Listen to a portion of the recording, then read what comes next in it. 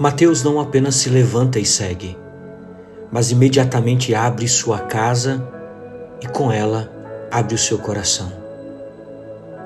Evangelho segundo São Mateus, capítulo 9, versículos do 9 ao 13.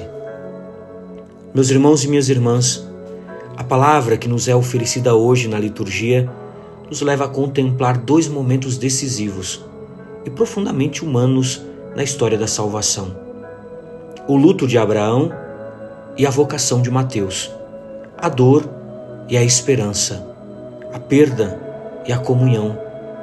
Elas se entrelaçam como fios de uma única tapeçaria divina que nos revela o rosto de um Deus que caminha conosco, mesmo nos vales mais sombrios. O capítulo 23 do livro de Gênesis nos introduz na dor de Abraão diante da morte de Sara. Sara morreu e Abraão veio fazer o lamento por ela e chorá-la. Gênesis capítulo 23, versículo 2. Abraão, que outrora subira ao monte Moriá para oferecer seu filho, agora desce ao vale do luto, não mais para oferecer, mas para guardar a memória de sua esposa, aquela que compartilhou com ele o caminho da fé. A Sagrada Escritura nos mostra que ele não apenas chora, mas também age. Negocia com os hititas um túmulo para sua esposa, dizendo: "Sou estrangeiro e hóspede entre vós." Gênesis capítulo 23, versículo 4. Essas palavras hebraicas, ger e tosaf, ecoam no coração da espiritualidade bíblica. Aquele que crê é sempre um forasteiro.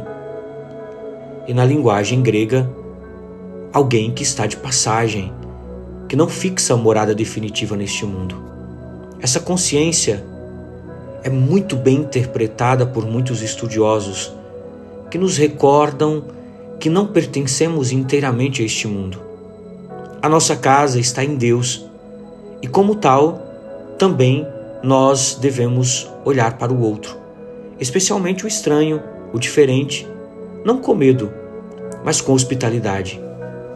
Meus irmãos e minhas irmãs, a fé de Abraão, mesmo ferida pelo luto, continua ativa. Ele organiza o futuro, pede a seu servo que encontre uma esposa para seu filho Isaque. E no fim da narrativa, nós lemos que Isaque levou Rebeca para a tenda de sua mãe Sara, tomou-a por esposa, amou-a e assim foi consolado da morte de sua mãe. Gênesis capítulo 24, versículo 67. Veja que o amor que nasce dessa união é apresentado como consolo. A dor não desaparece, mas ela é abraçada pela promessa. A vida se recompõe na esperança e é esta tensão entre perda e amor, morte e aliança que nos prepara para entender o Evangelho. No Evangelho segundo São Mateus hoje, nós encontramos uma outra travessia espiritual, a conversão de um publicano. Jesus viu um homem chamado Mateus sentado no posto do pagamento de impostos e disse-lhe: "Segue-me." Ele se levantou e o seguiu.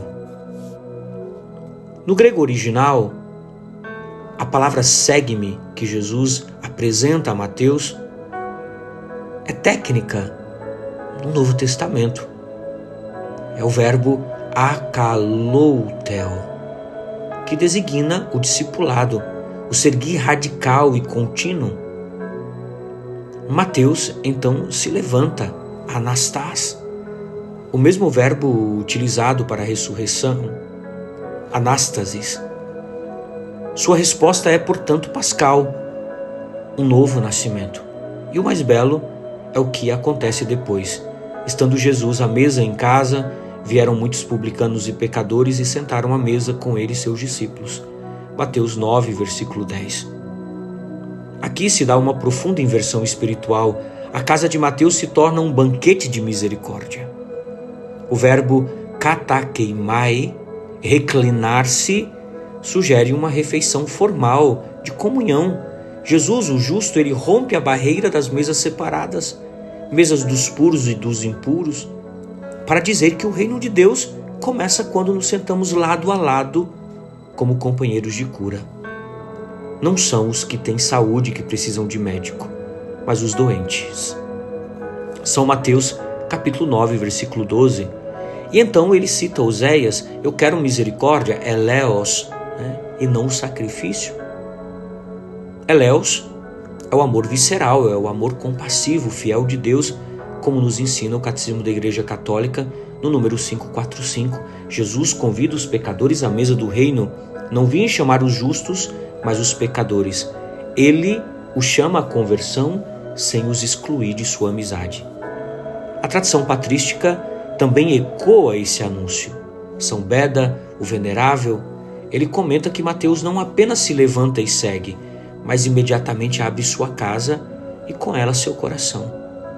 Mateus, ao ser chamado, ofereceu não apenas sua pessoa, mas sua hospitalidade. Mostrou assim que a verdadeira conversão gera comunhão. Meus queridos irmãos e irmãs, o Evangelho de hoje nos convida a acolher o mistério da nossa condição de forasteiros neste mundo e, ao mesmo tempo, a reconhecer que mesmo uma casa simples, como a de Mateus, pode se tornar tabernáculo da misericórdia. Lugar onde a misericórdia entra e cura os doentes. Todo aquele que crê em Jesus e que verdadeiramente coloca sua vida à disposição dele é aquele que vive o luto como espaço para o amor e o chamado como ocasião de festa. Abraão chorou, mas gerou aliança. Mateus pecou, mas sua casa tornou-se santuário. E nós hoje? Nós somos chamados a seguir esse mesmo Cristo que não se cansa de dizer: segue-me. Sigamos esse tão amado Jesus.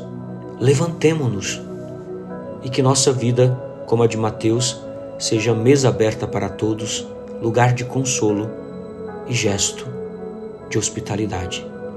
Uma santa sexta-feira para você e sua família. Que Deus te abençoe, em nome do Pai, do Filho e do Espírito Santo. Amém. Paz e misericórdia.